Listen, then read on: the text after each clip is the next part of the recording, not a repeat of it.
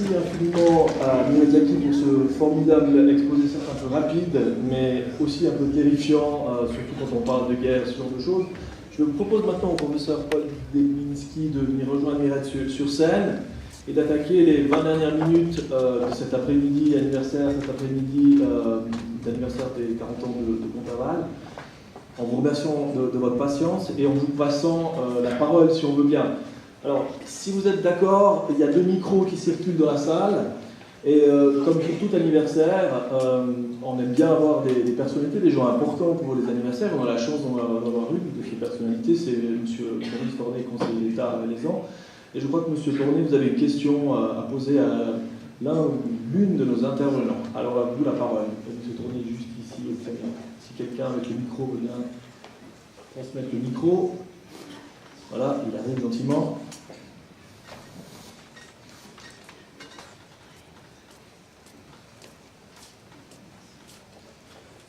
Voilà, très heureux d'avoir entendu des bonnes nouvelles en cette fin d'après-midi. C'est très rassurant pour une action politique au niveau suisse ou valaisan. Peut-être une première remarque par rapport à ce qui m'a quand même le plus interpellé et qui pourrait bien sûr amener jusqu'à la révolte, c'est cette notion d'austérité qui est illégitime.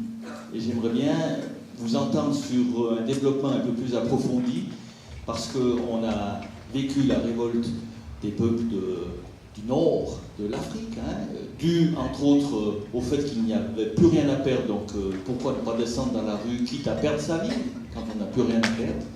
Et le grand drame de l'humanité serait quand même que l'austérité étant parfaitement perçue comme illégitime, notamment par les Grecs, ça les amènerait un peu rien avoir à perdre et à descendre aussi dans la rue, quitte à perdre leur vie. Est-ce que vous pourriez développer un petit peu cette notion d'austérité illégitime, s'il vous plaît? Merci, Monsieur le Conseiller d'État. Je partage vos craintes et votre analyse. C'est-à-dire qu'on est en présence d'une crise qui n'est pas une crise de richesse.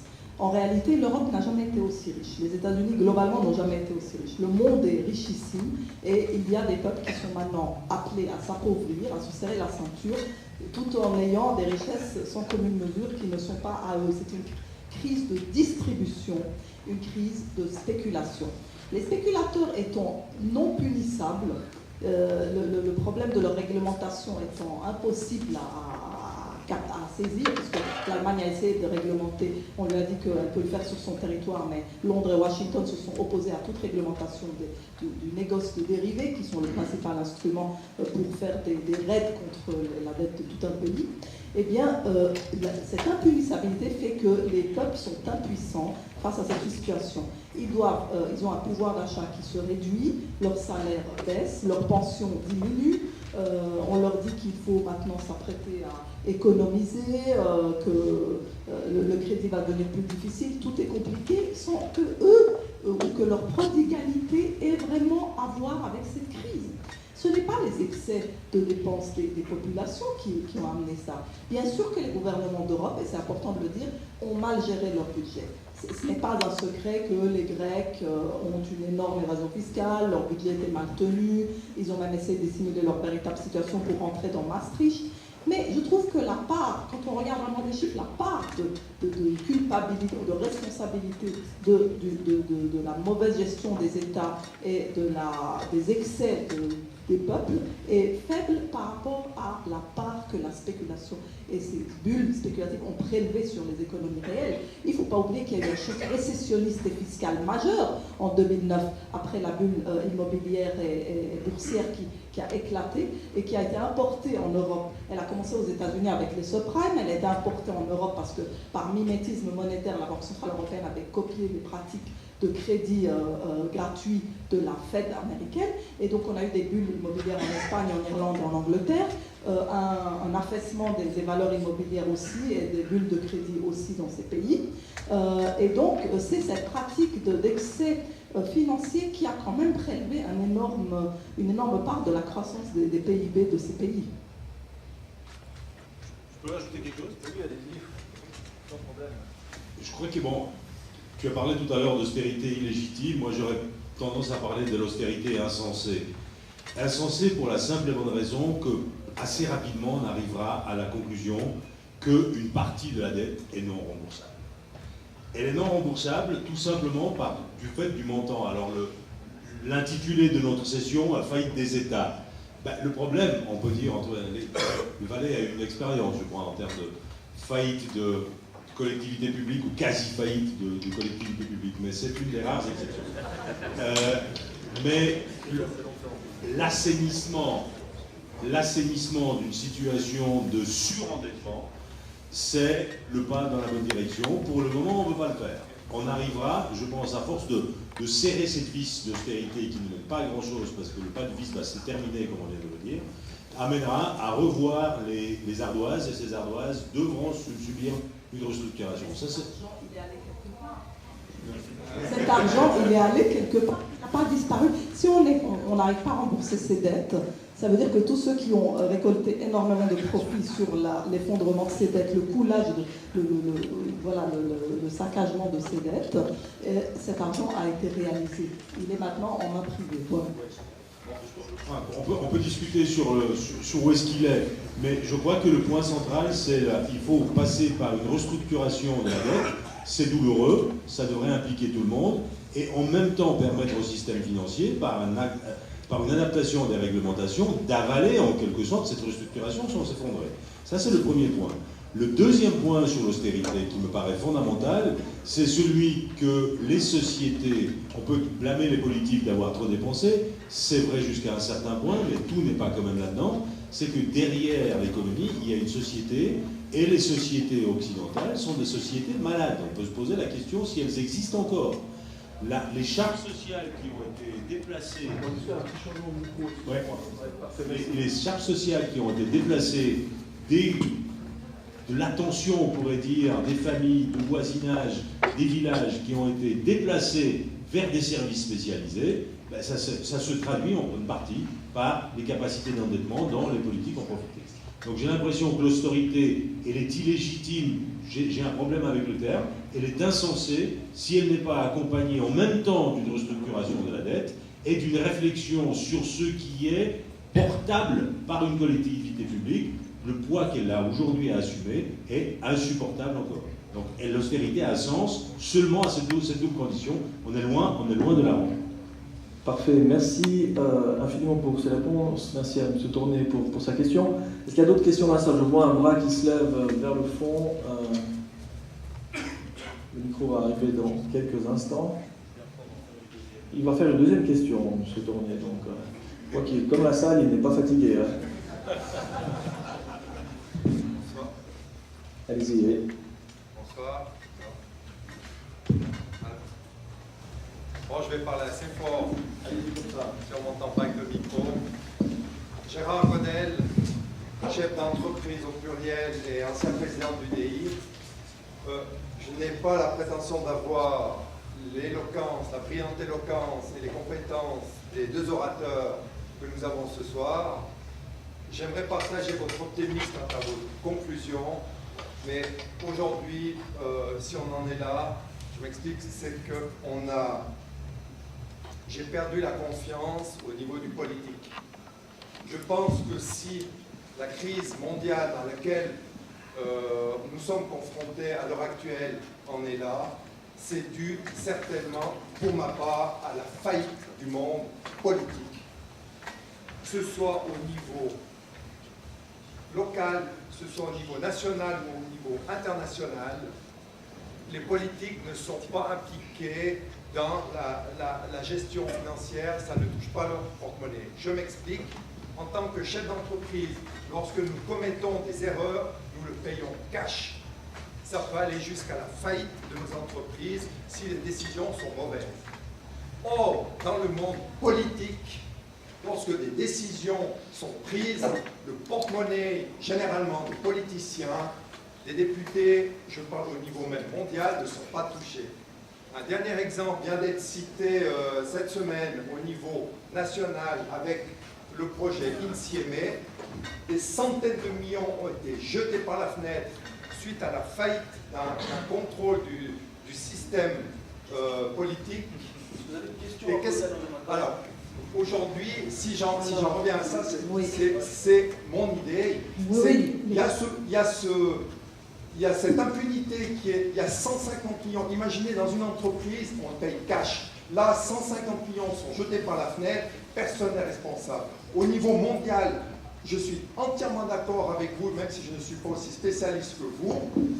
Ces dettes sont monumentales, mais je ne crois pas aujourd'hui en la volonté des politiciens de rétablir l'ordre dans ce monde et de faire en sorte que la plupart des entreprises et des PME... Les politiciens ont évidemment cette responsabilité d'avoir, eux-mêmes d'abord, ils ont pas la même prise de risque que vous en tant qu'entrepreneur. Ils peuvent engager des millions, gaspiller de l'argent. Le risque qu'ils courent, c'est la non-réélection, peut-être, si la démocratie fonctionne bien.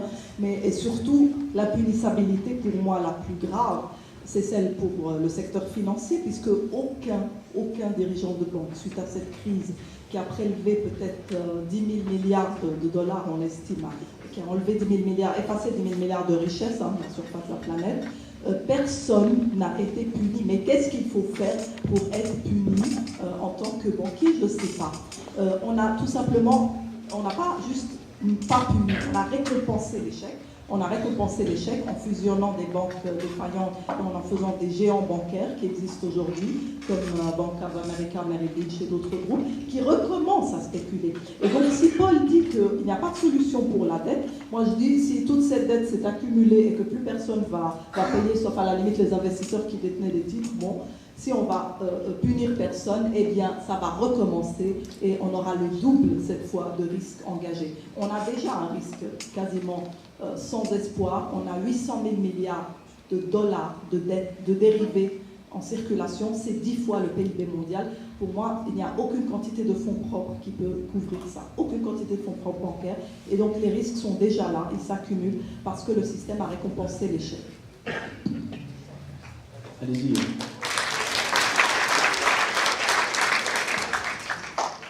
Oui, ce que vous êtes en train de dire, la faillite, moi je développerai le thème de la faillite des élites en parlant un peu comme Mireille vient de le dire. On peut parler de la faillite des élites politiques. Jusqu'à il y a peu, on mettait sur le piédestal les élites économiques, ben, elles sont tombées, en tout cas en termes de la perception publique.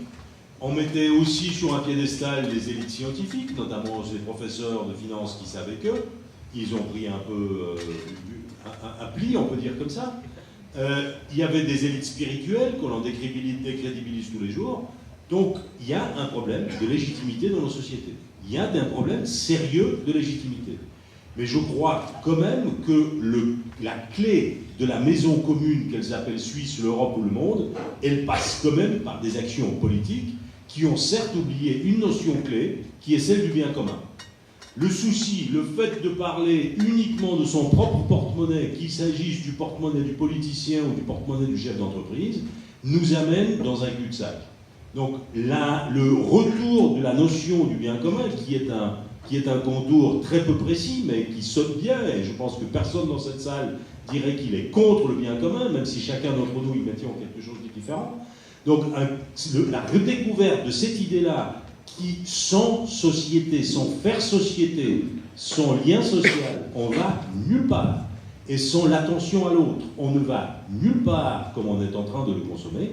Je crois que c'est une étape indispensable du retour d'une légitimité d'une nouvelle élite qui sera probablement une composition, une recomposition de ce que nous avions connu, mais en tout cas, on est effectivement avec des élites par terre.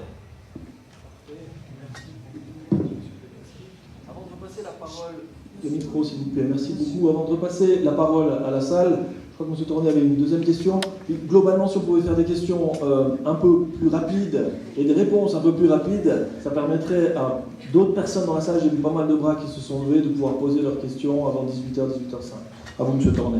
Oui, merci. Tout d'abord pour une précision par rapport aux finances de ce pays dans lequel vous êtes. Nous avons introduit de manière constitutionnelle une notion de frein aux dépenses et à l'endettement. C'est beaucoup moins politique, bien sûr, que les stabilisateurs économiques européens, mais lorsque c'est appliqué, c'est très efficace. Ça, c'est juste pour la remarque par rapport à ce que nous avons su prendre des leçons d'égarement d'une commune valaisanne qui, du reste, se porte tous les jours un petit peu mieux. Et puis, mais pour l'aspect plus général, alors maintenant, par rapport à une question j'essaye de résumer, mais finalement, ce que je perçois par rapport à vos conférences, c'est que la spéculation est la cause, par rapport aux égarements de l'un ou l'autre gouvernement, y compris les gouvernements grecs, essentielle d'un certain nombre de difficultés que nous vivons aujourd'hui. Alors, est-ce qu'il existerait des outils que les politiques pourraient essayer de mettre en œuvre pour lutter? Parce que moi, j'ai aussi entendu un certain nombre de grands maîtres, y compris dans la pensée spirituelle, dire que la spéculation était un péché, bien avant aujourd'hui. Alors, est-ce que c'est ce retour de ce type-là qui nous sauvera un jour par rapport à cette spéculation qui, de manière générale, est celle qui est la cause à peu près essentielle des maux que nous avons ce soir pu constater? Est-ce qu'il existe des outils pour aller contre ce mécanisme? Un constat rapide, c'est que l'Allemagne et la France ont vraiment essayé de réglementer la spéculation en Europe. Elles se sont opposées au refus de Londres et de Washington parce qu'aujourd'hui, les instruments dérivés et la spéculation sont extrêmement lucratifs. C'est là où les banques font de l'argent. Donc je ne vois pas comment, à part une crise qui d'elle-même provoquerait un crack d'une telle gravité que la spéculation serait plus possible, moi je suis un tout petit peu sans solution là, par rapport à qui peut le faire, étant donné aussi la force du lobbying vis-à-vis de toute interférence avec cette activité. La question que effectivement, la spéculation a... C'est pas que la spéculation en soi est mauvaise, mais sur le surdimensionnement par rapport aux activités de financement, la gestion du risque par rapport aux activités de financement. La manière de ce qu'on peut imaginer comme chemin, c'est d'introduire de la viscosité dans le système financier. Alors ça peut prendre la forme d'une taxation, non mais ça peut prendre la forme d'une taxation sur les transactions financières, ça peut prendre la forme d'un traitement fiscal privilégié de ceux qui détiennent des positions dans les PME ou au niveau boursier sur le long terme. Ça peut prendre des éléments d'incitation à donner de la durée au rapport financier. Pour moi, c'est ça la clé. Alors, il y a plusieurs points d'entrée, il y a plusieurs chemins d'entrée, mais celle-ci, c'est dans la perspective de donner de la durée au rapport de financement qui ont été ramenés à du très court terme, voire à de l'instantanéité. Et c'est sur cette instantanéité que la spéculation a pris ses racines. Cette décision, je crois qu'il y a une question là. On va prendre encore peut-être trois questions avant de retourner à l'économie réelle, c'est-à-dire l'apéritif qui suivra la séance. Allez-y, monsieur. Allô, bon. Je pense que, pour revenir un peu sur ce qu'a dit monsieur, qui est chef d'entreprise et tout ça, je crois qu'il importe de redéfinir le rôle de l'État. Aujourd'hui, moi je ne parle pas d'irresponsabilité politique des politiciens, parce qu'ils font leur job, en France par exemple, de protéger la fonction publique. Savoir si l'État est au service de l'individu, ou si l'individu est au service de l'État. Et aujourd'hui, si on laissait les banques qui font des erreurs faire faillite, comme un entrepreneur fait faillite, les chiens seraient mieux gardés. Aujourd'hui, quand on s'aperçoit qu'avec le concours de la force publique, l'économie française, le gouvernement français, les socialistes au pouvoir sont en train de mettre le pays à plat parce qu'on n'a plus aucun intérêt de créer une entreprise en France, je crois qu'il est là. Le problème, il faut que la Suisse se garde, que les individus et le peuple aient barre sur les politiques, les politiciens, et décident de quels sont leurs niveaux d'imposition et de fiscalité, et pas autre chose. Et c'est là où est le problème, c'est de dire que les politiciens et les politiques, en définitive, ils font leur chose, mais pour eux et pour la fonction publique qu'ils défendent. Monsieur Michon, je connais Monsieur Michon, je crois que non, les politiques n'ont pas pour rôle de défendre la fonction publique, ils ont pour rôle de mettre un cadre à toute la société pour réguler les comportements déviants, les comportements qui nuisent à la société et à l'économie. Et sur ce rôle-là, de mettre un cadre réglementaire, ils ont totalement failli, puisque, comme je le répète, ils ont récompensé l'échec de l'institution financière géante, probablement en raison des gains énormes que font ces institutions qui leur donnent la capacité d'influencer ces États. Voilà où nous en sommes. Je crois qu'il y a un terme qui a manqué qui manque dans nos discussions, c'est celui de la société. Encore une fois, la société, progressivement, il y a eu notamment dans le pays, en France, que je connais un peu, beaucoup moins en Suisse, il y a eu un clivage en quelque sorte progressif, enfin non, une polarisation. Il y a l'État, les services de l'État, et il y a l'individu. Et au milieu, il n'y a rien. En Suisse, au milieu, ça se porte un tout petit peu mieux. Mais je crois que ces corps intermédiaires qui ont assumé pendant des siècles et des siècles des fonctions de politique sociale ont été soit trop encadrés, soit se sont défaits eux-mêmes. Et je crois que le retour à un équilibre économico-social passe par une réanimation, sous une autre forme, sans aucun doute, de ces circuits courts, de ces circuits en partie non spécialisés, ces circuits où l'interférence de l'État ou des services de l'État est beaucoup moins grande. Et je crois que là, il y a véritablement du travail à faire. Et il faut poser un diagnostic. Ça peut avoir aussi des effets néfastes parce que ça peut impliquer des emplois, ça peut impliquer des empires professionnels qui sont quelque part réduits, etc. Mais je crois qu'il faut passer par là. Au niveau de la Suisse, peut-être, la Suisse est un des pays les plus sains de ce côté-là. Mais si on regarde le sud de l'Europe, le nord de l'Europe également, il y a du chemin à faire. Merci. Comme on est en train de dépasser le temps qui m'avait été imparti et que je ne veux pas me prendre une taxe pour avoir dépassé le temps, on va prendre une dernière question. Alors allez-y et posez votre question, s'il vous plaît. Marcel Monet-Derreta, moi j'ai une question très courte et concrète. Notre Banque nationale a acheté avec raison des milliards d'euros pour soutenir la zone européenne et l'euro. Et que se passera-t-il si la zone euro continue de se dégrader pour notre pays? Alors, à mon sens, la Banque nationale effectivement détient plus de 250 milliards d'euros sur 400 milliards de réserves monétaires. Si même l'euro devait s'effondrer, voyez-vous, eh bien les obligations qu'elle détient, parce qu'elle détient essentiellement des obligations allemandes et françaises, normalement notées AAA pour ce que ça vaut, mais sûr, normalement. C'est mieux que les obligations grecques pour l'instant. Eh bien, ces obligations allemandes pourraient être converties même dans une autre monnaie. Même si l'euro devait s'effondrer, les spécialistes vont vous répondre, on se retrouverait avec des obligations au pire en Deutsche Mark, mais la valeur de ces obligations ne disparaîtrait pas. Donc la Banque nationale, techniquement, ne risque pas elle-même la faillite. Par contre, elle peut risquer l'indigestion. Voilà, ça c'était de la réponse.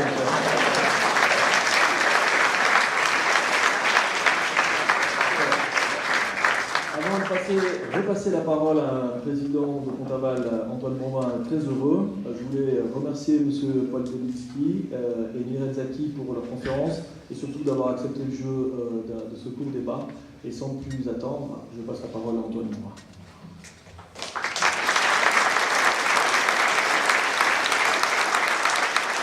Voilà, nous sommes arrivés au terme de cette conférence et j'espère qu'elle vous aura été profitable.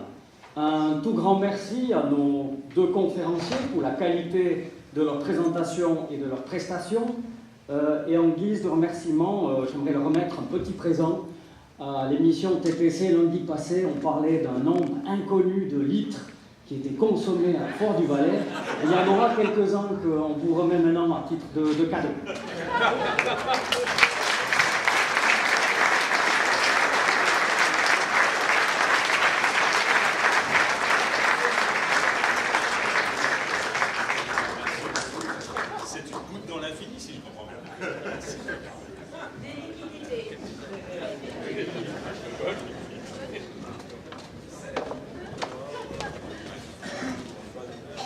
Voilà, le moment est venu de clore cette conférence et pour respecter la tradition, c'est avec un grand plaisir que nous vous invitons à un apéritif dînatoire dans le hall d'entrée.